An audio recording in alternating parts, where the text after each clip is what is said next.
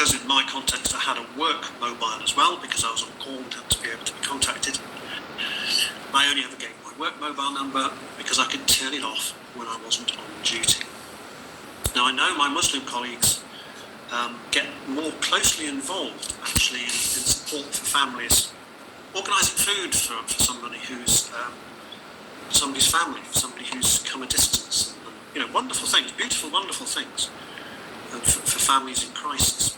It's really good, but it also can present problems because people can get too close,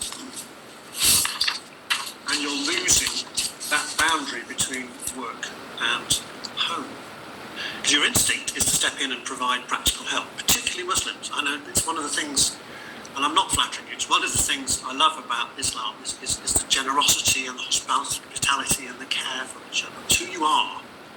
But you need to think about it. I guess my advice to you is when you get closely involved in these ways is you need to know how to disengage, how you can get out of the situation, or even better, who to refer on in the community who's better equipped to provide that continuing care. So if you're going to get close, you also need to know how to disengage. I'm sort of talking about visits outside of the role. That's not strictly what I've talked about, but going around supporting an elderly widow, elderly relative, providing food, it's a wonderful thing.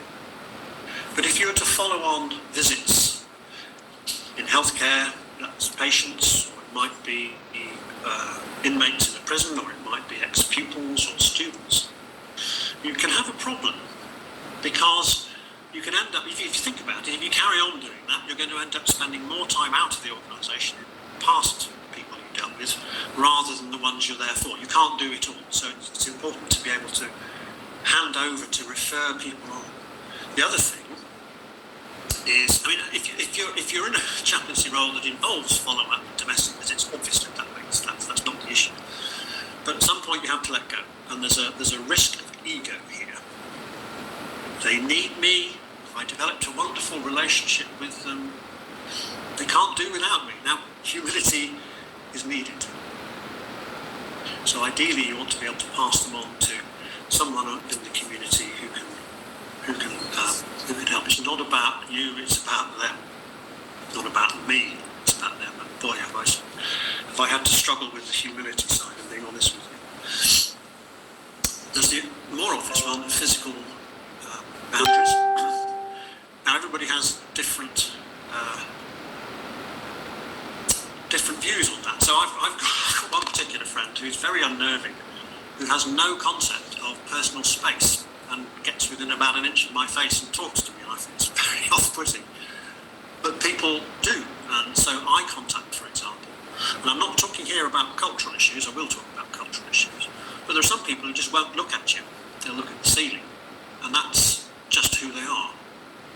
There are some people who like more personal space, who like less personal space.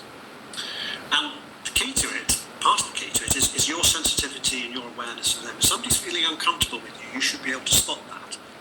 As a chaplain, you're looking at your reactions, but you're also looking at them. And that's one of the reasons it's so tiring, actually, because you're so focused on the other person. It's quite exhausting. It's quite mentally exhausting.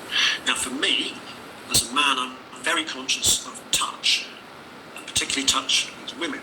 Now, I need to explain that. In some Christian traditions, when you pray with someone or you pray for someone, it's quite common to put your hand on their shoulder. Now, I would never do that with a woman, nor with a man, without asking their permission first. So in some Christian denominations it is. In some Christian denominations you don't touch someone. But it's about assessing, it's about looking at the person, it's about working out whether you think physical contact is appropriate. It might be entirely inappropriate in all sense. I would never put my hand on a Muslim woman. I wouldn't put my hand on a Muslim man unless I asked their permission.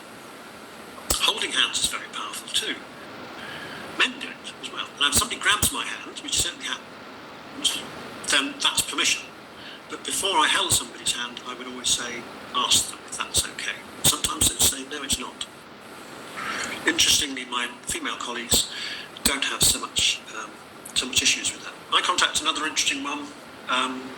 Culturally, there may be cultural reasons why somebody's not looking at me, looking into my eyes, because that's not acceptable for them. We just need to be sensitive and aware and focusing on the person you're with. Gender, well, I've already touched on that. Sorry, that's an unintended pun. I noticed within Islam there's a range of views and attitudes towards separation of the sexes, as there is with dress. It's not unique to Islam and other faiths, Christian dominations, for example. Other cultures as well as faiths, have different rules about contact between genders. So you have to be aware of it. You can't know it all. You cannot know it all. And actually, just being honest sometimes, saying to somebody, well, I'm sorry, I don't know what your expectations are, and if I'm making you feel uncomfortable, I'm very sorry. Can I actually understand what the issue is? It's a bit clumsy and clunky, I'm afraid.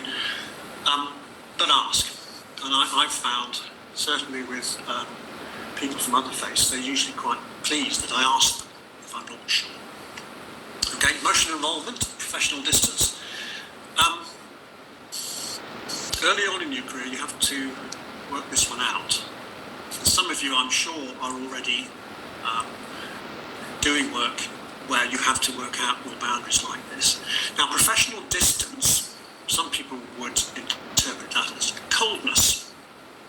As chaplains in our team at QE, we notice that we tend to get more emotionally involved than, say, psychologists. In fact, I can think of two senior staff fairly recently, one a consultant and another senior nurse, who came to see me. It's to do with COVID. They'd had dreadful experiences with death of patients. And they said, I don't want to talk to a psychologist. I don't want to be psychoanalyzed. I don't want them sitting there and not doing anything back. What I want to do is talk to you, get it off my chest, get some sort of response, and then I can move on. Now, that's a terrible stereotype for psychologists, because they have very strict rules and protocols so as not to compromise the therapy and to protect themselves, and there's nothing wrong with that. But it's a different thing. Chaplaincy is a different thing. We're not providing therapy in that sense. And I think it's a riskier business too, because we don't have such clear boundaries as many other professions do. So we need to be careful, because we are dealing with distress, difficulty, raw emotion. They're less controlled, our contacts. So we need to be careful about how far we go. And you have to work it out yourself. You have to work out, depends on your personality, your character, who you are, what your cultural context is. I remember, let me give you an example of a female Christian chaplain who went to, denomination doesn't matter, but she went to see a young man in intensive care. She'd been called to see him. He was probably going to die, but he was exactly the same age and the same name as her son. And it just hit her. She said, oh my goodness, that's my son in that bed. No, it wasn't. But she recognised that it was very close to home. So what she actually did was withdrew. She stopped briefly, gave herself a bit of a talking to, recognised, just don't be so ridiculous. You just left your son at home. It's not him. And she was able to go back. So it sent her emotions racing. She needed to do something to control that, to be able to provide a proper service to that young man and his family. Sometimes it's too much. And I've certainly seen this. It's happened to me, where I haven't been to see someone. I've actually asked someone else to go because it's too close to home. You may find this yourself. You've had a relative or somebody who's been ill, or something's happened to them, and the situation you're walking to is exactly the same, and it's just too raw. And sometimes you need to recognise that and be able to step back and, if you can, maybe get reset, give yourself a bit of a pause, go back, or in certain circumstances actually withdraw and get someone else to go. Okay, an extent of your role. Stick to your role. We've talked about that a little bit with the business about being outside of your role, boundaries, continuing to provide care and support in the community when officially you're not really supposed to be doing that. you do that, if you do go outside of your role, then you're putting yourself, your organisation and the individuals at risk of something to go wrong. Okay, a little bit about other faiths too. And I said earlier that I visited people of other faiths, people of no faith, but I was also very clear that what I wasn't doing, if I went to see someone who was a Muslim or a Sikh or a Hindu, usually that would be because I was on a ward and somebody would say, "Oh, come over and talk to me. Come over and talk to me. You're a holy man, come and talk to me." And that was lovely. But I knew my limitations. I would not advise someone from another faith about their religion. If they wanted that, I would refer them on to somebody more appropriate, one of my colleagues. But sometimes people just wanted to talk. And sometimes they wanted me to pray. I wouldn't necessarily offer to pray for someone, but if I'm sitting with a Muslim patient and they say, "Will you pray for me?" My first response is, well, yes, it would be a privilege to do that, but what sort of prayer would you like me to do? I'd be very sensitive. I'm not praying to Jesus Christ, to a Muslim. How can we do it? We pray to God, Allah, God. It's just the same word in different languages, but needing to be sensitive to them. I remember one occasion, which is such a joy, with my Muslim colleague, male colleague, where we were with a family from an area of the world where it was common to have mixed faiths and families. So the women in this case were Christian and the men were Muslim. And I prayed Christian prayers, my friend prayed Muslim prayers. We discussed it all, we were very respectful. It was a thing of beauty and power. It's also something that can go wrong if you're not careful. Okay, so I've talked a little bit about boundaries. So let's have a bit of a pause and see if anybody's got any comments or questions. Anybody want to ask anything or say anything? Or give some of your own experience? Sorry, just a quick question. Would you say it's looked down on or discouraged to get involved outside of work hours, or is that something that's just like a standard practice and it's kind of just accepted? Yeah, it's really tricky. I think if you do, and the natural instinct is you want to help, and so I'm thinking my Muslim male colleague who regularly volunteers his wife to cook for people, which is very kind. I don't think he asked her first, having said that. If you do that, you just need to be conscious that you are stepping outside of your role, and that you need to be beware, because it can drag you in. Go on, sorry, come back to me.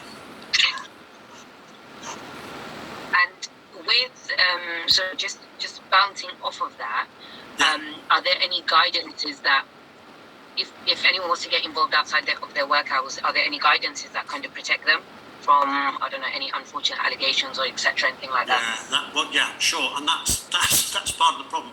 I think if you are going to do that, you need to discuss it with someone who knows what you're doing. Yeah. Yeah. Okay. Who may well say, "Don't do it."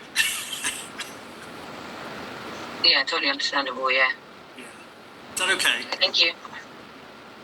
Anybody else? That's great. Thank you.